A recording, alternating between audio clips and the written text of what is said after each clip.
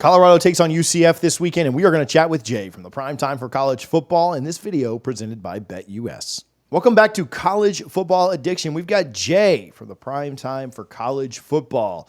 Jay, thanks for joining me today. Last week, Yeah, thanks for having me. No problem. The end of the game, I'm so excited still about it, was one of the most thrilling ends to a game that I can remember really across anywhere. Like a Hail Mary that with 2 seconds left is just ridiculous. And then the way that overtime went was pretty spectacular too. Quick thought. We're going to talk a little bit about the UCF game upcoming, but quick thoughts on the end of last week's game. Yeah, it's fantastic play call, fantastic design. Travis Hunter talked about it too, and he said he told the coaches, hey, let me go on the side by myself because they're going to probably double or triple team me. And that will leave an opening for everybody else. And when the play happened, 3 people were following Travis Hunter, and everybody else was basically one-on-one with the others. And if you watch in the frame, you can see Travis as he's going out. He starts heading towards where LeJontay Wester is because he knew where the pass was going. He knew the ball wasn't going to him. And so by doing that, Wester, of course, found his opening. Shedeur threw a great pass to get him a little separation. He was able to scoop it under and boom, get it. Fantastic execution. And then, of course, not only did Travis Hunter tell them on that pass play to not go to him, but he also decided to close the game himself by causing the game-winning freaking fumble. Dude, electric, best player in the country, hands down. Yeah, I don't know what Colorado's final win total is going to be, but I just don't see how he's not in New York for the Heisman. Like if he doesn't end up winning it, like I know it's a quarterback award that just goes to the best quarterback on the best team. Like that's how we give that award out now. But he is undoubtedly the best player in the country, and it's really not close. So, all right, I want to address this. I want to talk to you about this. We had my buddy Drake on last week, who covers Baylor, covers the Big 12, and he wasn't a big fan, hasn't been a big fan of Colorado's culture. We got some blowback here, and it even kind of carried over to your channel. People saying, "Oh, well, TJ this, TJ that."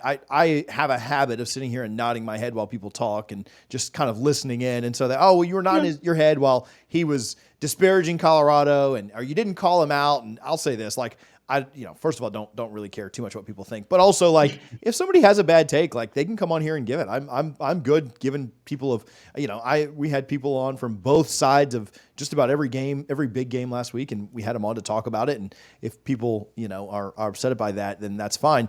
But I will say it was pretty interesting that some of his thoughts were around culture. And I don't know, not to call Drake out so much, but whatever, we can get it back on and have him talk about it.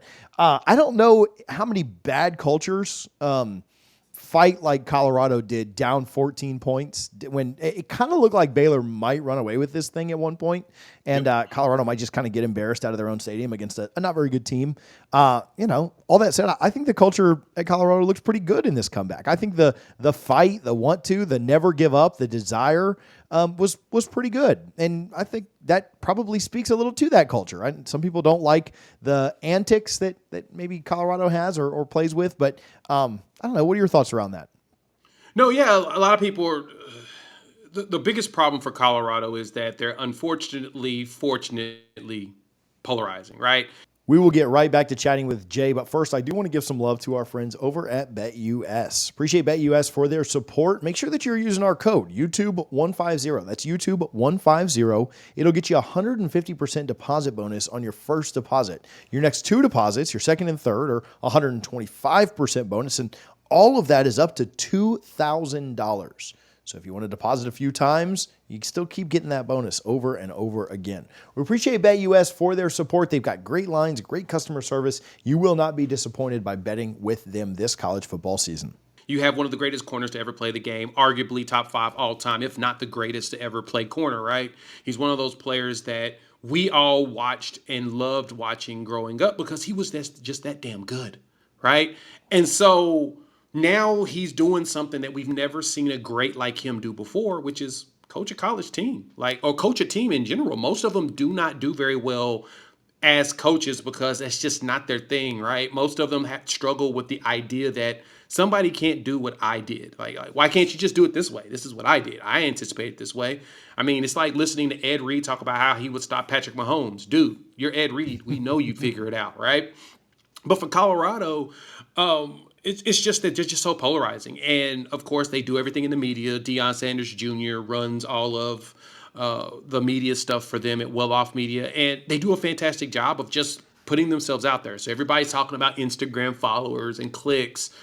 And then they go out there and then, they start winning games and people are a little perturbed. They want Colorado to be bad just so they can say, see, you can't have a celebrity head coach or a famous player be your coach and actually win games. That's the goal. That's what you can tell everybody is trying to do. And in this situation, nah, they're pointing out, hey man, legit, this team is actually real. So I get everybody's hate on the culture. It sounds like the players internally don't buy into what everybody's saying. You got enough players that are speaking out against it to where you think that the bad apples that are talking bad about them are the ones that are finally gone. And because they're gone, there's nothing to worry about for them. Yeah.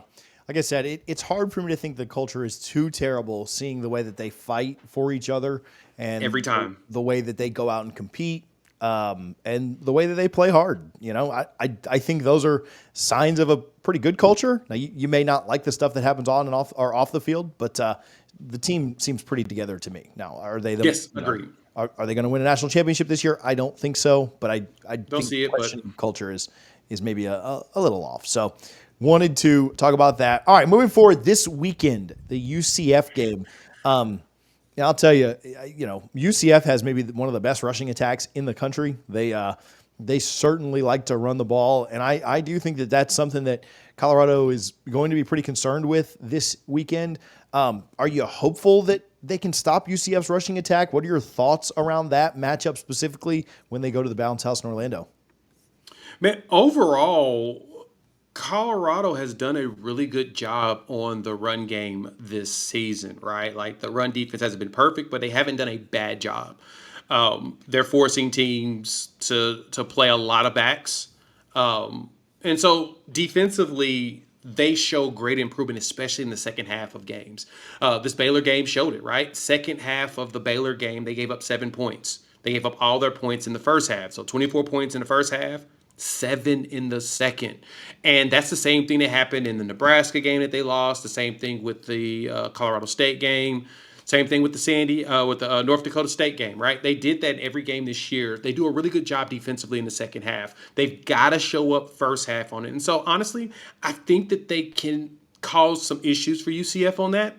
They're going to have to do a really good job of spying the quarterback, which RJ Harvey, he's pretty good. A running back, you need to stop him. You got a lot of players that you're going to keep your eyes on, and I think that Colorado has a chance to make this an interesting game. But KJ Jefferson at quarterback, you're going to have someone also, really watching him. But Harvey's the one that's going to be eating you alive. And if Colorado can do a good job of tackling early, I think the defense can do something to stop this team.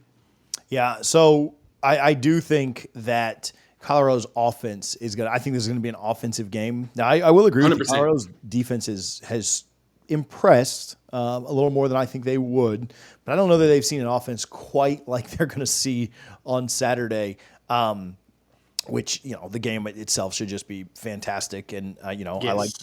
I like the East Coast – West Coast black and golds going at each other. But I do think that offensively Colorado can get some points up. TCU scored well into the 30s, and I don't think TCU is a particularly great team. They've got a pretty good offense. But at the same time, I think UCF will put up some points. But Colorado's offense, to me, they just have to – you talked about defensively being a second-half team. Colorado's offense can't start slow again, right? Started slow against Nebraska, started slow against Baylor this week, and then they were able to turn it on in the second half. I'm a little worried about Colorado starting slow offensively, and I think if you get down multiple scores to UCF, their running game, like we just mentioned, does kind of take over. And so to me, a big key is Colorado scoring some points early, getting to 17 to 21 in that first half so that you give yourself a chance to not have to – you're not going to pull off crazy comebacks every week, right? Like that's just – That's kind of a once or twice a season thing. You need to start a little quicker, and obviously that all starts up front with the offensive line. Love the skill players. I love what they've got at wide receiver. I'll continue to brag on that. but that offensive line has to protect so that they can put up some points for them this weekend. No, I 100% agree there. The one thing that, if you follow me over there on prime time for college football, the main thing for me is Colorado needs to establish a run game, right? They don't have a bell cow running back yet. Dalen Hayden did not play last game. Isaiah Gustav is kind of playing a little bit. He's doing a little something. And something with freshman Michael Welch, he's taking some runs and he's doing okay. But the Buffs have to establish the run, right? You got to establish the run and start getting that time of possession up. If you get the time of possession up, to me, you have a better chance of winning games, because then at that point, you're burning that clock and you're giving your defense the opportunity to time the rest. Big problem for Colorado. They have 275 yards rushing this season. Zero running backs have over 100 yards so far. And heck, RJ Harvey at UCF has over 400 yards rushing this season, right? I totally get the strategy with Colorado that the ball in Deion Sanders' hands is probably the best for them. I understand that, but at a certain point, teams are going to find a way to be disruptive as heck towards him and Travis Hunter. Now, Shadir's thrown for 1,300 yards. Travis Hunter has over 400 yards receiving, right? So obviously something is working and they're moving the chains. But whenever you have those incomplete passes, even though Shadir's completing at a clip of 60, just about 68%, incomplete passes mean the time stops. You need that clock running so that you can have and when they have their good drives, they're getting 6 and 7 minutes, which is huge for their defense because it gives them the opportunity not only to rest up, but really to prepare and game plan and go out there and try to stop the other team's offense. So they've been really good at home, obviously 3-0 this year. On the road, I'm sorry, 2-0 at home, 1-1 on the road. That one win coming at Colorado State, loss at Nebraska. I don't know that the bounce house is quite like going to Lincoln, but I will say, as a fan of a team that's one of the big three schools in Florida, I do think that UCF does get pretty rowdy, and they've got a great home atmosphere. In fact, I wasn't traveling to another game this year or this weekend. I kind of wanted to go to this because it's so close to home. But do you have some worries, some concern about just going on the road and playing in another tough environment where they really didn't do very well the last time they faced this challenge in Lincoln? That's a little bit, right? Like the big thing is that two things travel: defenses and run games, right? They are guaranteed to travel. The pass game, there could be questions. It's supposed to be kind of stormy in that area coming through over the weekend. So Thursday is supposed to be like a downpour of rain from Florida to Alabama and all in Georgia. Supposed to be seeing a lot of water. So, I mean, of course, Colorado's used to playing in bad weather. They just beat Baylor in the rain, right? It was rainy for that game. I have some concerns about getting that run game established, right? Because, like I said, the run game getting established is going to help the defense. And that defense does a very good job every second half so far.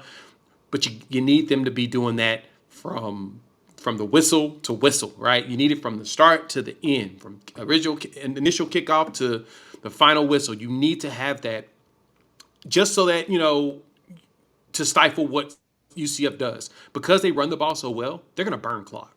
And that's going to keep your defense on the field. And you got to be able to get off and then have your offense do their job of keeping the opposing defense on the field nonstop. That's where my concern comes in, is that run game. I need the run game to really get established.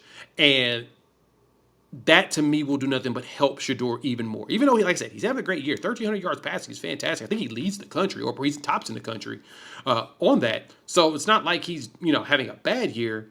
But you still need to burn some clock. And I'm hoping that that's what happens going through in this game. So it's early in the week. For those that don't know, we're recording this on a Monday. So things can change. Different things can happen. I think UCF is about a 2-touchdown favorite right now with our friends over at BetUS. Do you have a prediction? Do you have a lean in this yet? Yeah, in my early season previews that I did on the channel, I said this is the game I think that Colorado drops. I think this is one that they end up losing on the road. UCF, they've put together a pretty solid squad. Gus Malzahn is really good wizard as far as offensive play, and we've seen what he's been able to do. I mean, he did good at Auburn for like 5 minutes, but we know that his offense, though, is pretty solid, and we saw that last season. And now bringing in KJ Jefferson, who looks like he's running it well, and RJ Harvey is running down everybody's throat. I sense that they're probably going to be a little bit more established. They were my dark horse team going into the Big 12 this season. 1, 2 that could be the sleeper that could potentially pull it out. I think this is the one that Colorado drops. I think as the game is closer than the 14 points, I do think they cover the spread, but I do think that UCF actually wins this game. So I'm probably leaning toward UCF, but I'm not willing to make a prediction just yet. I think I might try and ride out the week and see if my confidence level can go up for Colorado to pick up a big win on the road. But Jay, where can Yeah, I'm folks? hoping they do. Yeah, it'd be fun to see what they could be at 3-1. So, or 4-1, 4-1. They're 3-1 now, but if they could add to that, what's the best place that people can follow you and find more of your work? Yeah, you can find me over on YouTube, Primetime for College Football, talking all Deion Sanders, Coach Prime, and we mix in some Colorado Buffalo stuff in every once in a while. But thanks for having me, TJ. Awesome. Appreciate it, man. Appreciate BetUS for their support. Go and check out Primetime for College Football. We'll link that in the description if you want to see more of what Jay's got cooking.